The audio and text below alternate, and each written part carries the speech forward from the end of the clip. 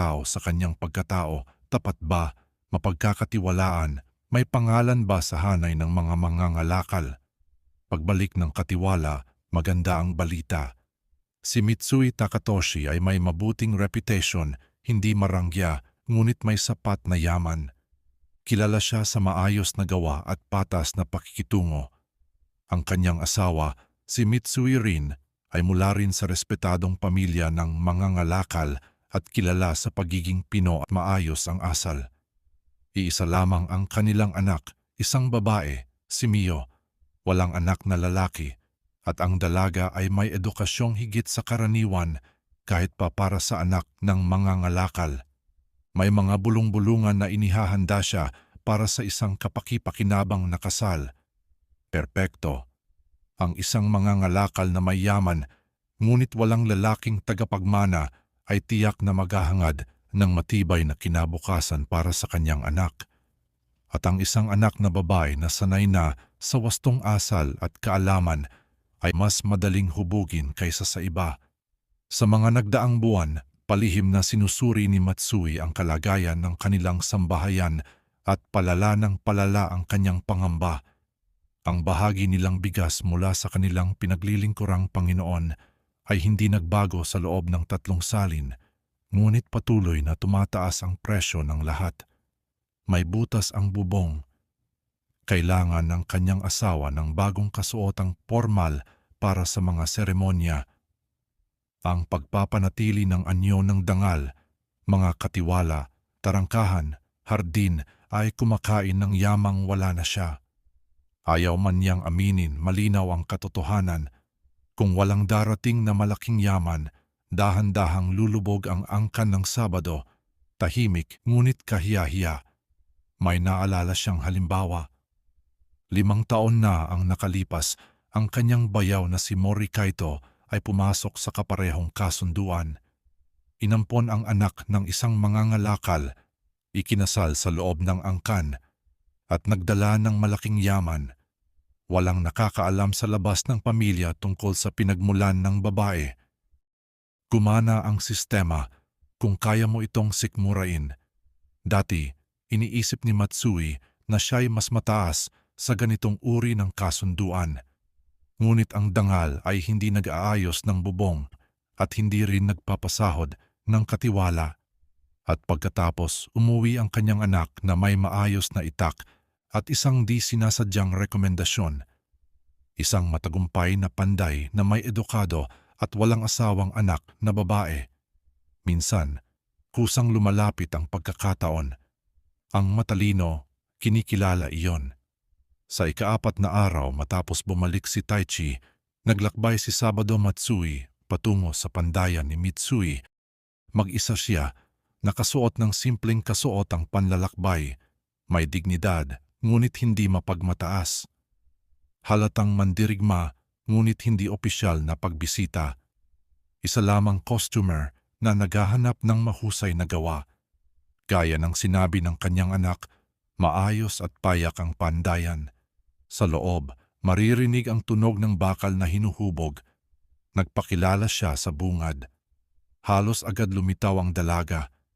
Pinagmasdan siya ni Matsui ng may sanay na mata, tulad ng pagsusuri sa kabayo o ari-arian. Mas bata siya kaysa sa inaasahan niya. 16 na taong gulang marahil, ngunit kalmado ang kilos. Tama ang kanyang pagyuko. Simple ngunit dekalidad ang kanyang kasuotan. Walang alahas. Maayos ang buhok, malinis ang mga kamay, sa kabila ng trabahong pandayan. Maligayang pagdating po. Ano po ang maipaglilingkod namin? Tama ang ulat ng kanyang anak. Maayos ang pananalita, edukado, walang bakas ng magaspang na tono ng karaniwang mangangalakal. Nais kong makausap si Ginoong Mitsui, sabi ni Matsui. May ipapagawa ako. Opo, sandali lang po. Nawala siya sa likuran. Narinig ni Matsui ang kanyang tinig, magalang, malinaw, propesyonal. Maya-maya'y lumabas si Mitsui Takatoshi, pinupunasan ang kanyang mga kamay.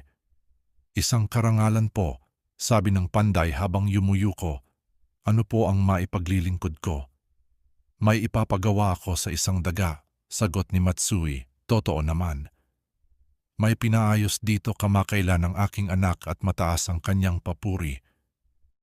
Naaalala ko po, sabi ni Mitsui. Itak na pangilid.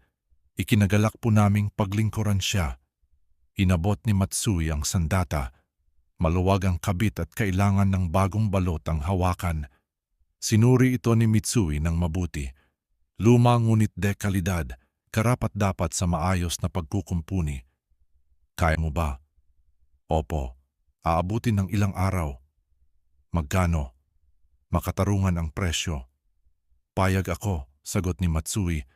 Pagkatapos wari ipahapyaw lamang, ang anak mo tumutulong siya sa negosyo. Opo, siya ang nagtatala at tumutulong sa mga customer. Hindi karaniwan. Naniniwala po kami ng aking asawa sa edukasyon. Kapuri-puri, sabi ni Matsui, sa tila walang pakialam na idinagdag, malaking halaga iyan sa usapang kasal. Nag-iba ang hangin sa silid. Hindi pa po siya kasal, sagot ni Mitsui, maingat. May nagtatanong, ngunit wala pang kasunduan. Mula sa mga mangangalakal? Opo. Tumahimik si Matsui sandali, saka nagsalita ng marahan. Nais kong makipag-usap sa inyo ng pribado tungkol sa isang kasunduang maaaring magpabuti sa ating dalawang pamilya. Nagliwanag ang mata ni Mitsui, gulat, pag-asa at pagkalkula. Ang anak ko po ba? Ipadala mo muna siya sa ina niya. Tinawag ni Mitsui ang anak. Litong-lito si Mio ngunit sumunod. Nang magsara ang pinto, nagsalita si Matsui. Naghahanap ako ng mapapangasawa para sa aking anak. 22 taong gulang, edukado, mula sa 6 na saling mandirigma. Ngunit Ginoo, ang batas. Alam ko, putol ni Matsui, kaya may paraan. Pag-aampon, bulong ni Mitsui. Eksakto. Ipinaliwanag niya ang lahat, ang pag-aampon ng bayaw, ang pagsasanay, ang kasal. Legal, malinis, wasto. 3,000 pilak, sabi niya sa huli. Napakalaking halaga. Ngunit kapalit nito, aangat ang anak ni Mitsui. Ang kanyang mga apo ay magiging mandirigma. Nais kong makausap ang aking asawa, nanginginig na sabi ni Mitsui. May 3 araw ka, tugon ni Matsui. Pagkatapos niyon, hahanap ako ng iba. Pag-alis ni Matsui, narinig niya ang tinig ni Mitsui. Tinatawag ang kanyang asawa, puno ng emosyon. Sa likod ng bahay, magkahawak kamay si Mio at ang kanyang ina. Nanay, bakit po ako pinaalis? Tanong ng dalaga. Mahina ang tinig ng ina. Mio, may dumating na kasunduan. Ano po? Napag-usapan na ang iyong pag-aasawa. Parang gumuho ang mundo ni Mio at wala man lang siyang tinig sa desisyong iyon.